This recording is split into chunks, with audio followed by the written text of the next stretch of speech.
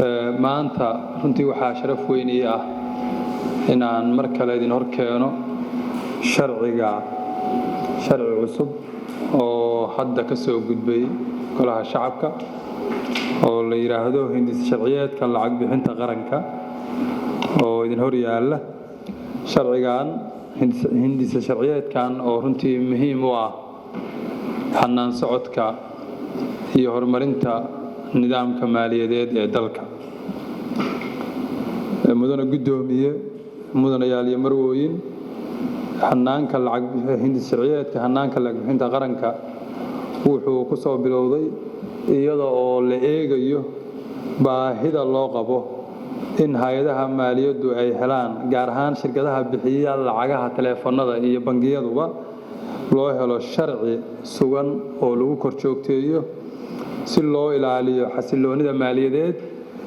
iyo hantida macaamiisha lacagahaas iskale labadaba.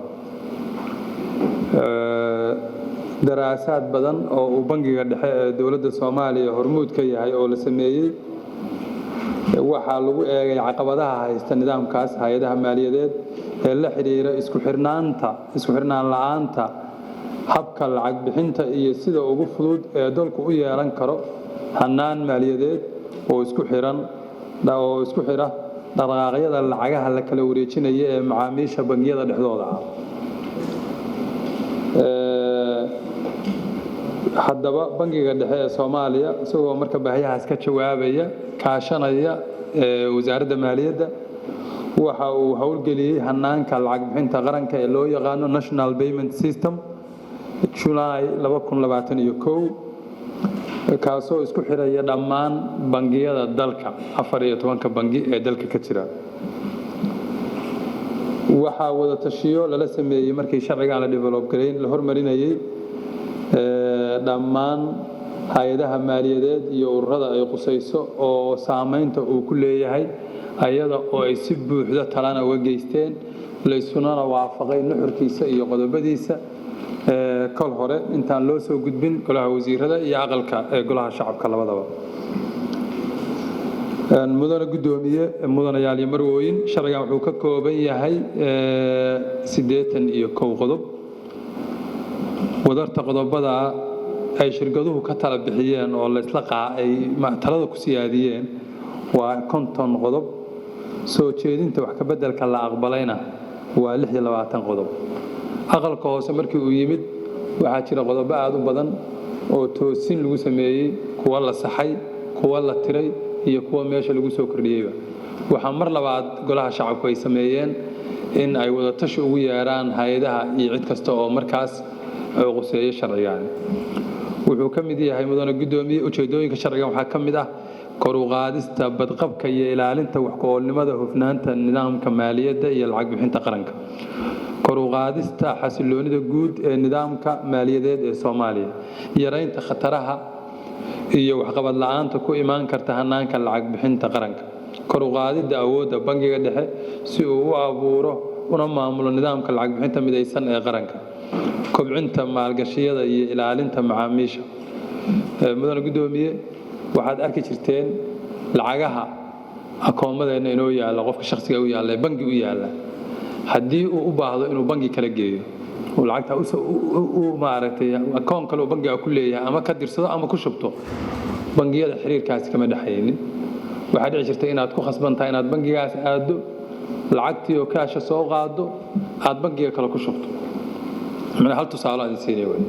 halkaas waxaa ku jiray khatar aan loo baahnayn. adduunka ma jiro lacag inta la soo qaado oo qof soo qaada si shakhsi ah oo badan oo riskiga la qaado meel laga qaado meel kale la geeyo. waxaa jira bangi lacag transfer gareeya, waxay u baahnayd nidaam asagii waa la hirgeliyay. waxaa jira mobile money transfer lacagta Soomaaliya haysato oo dhan wadagtiin maanta waxay u badatay waxay ku jirtaa mobilada, waa electronic, hawaday maraysaa.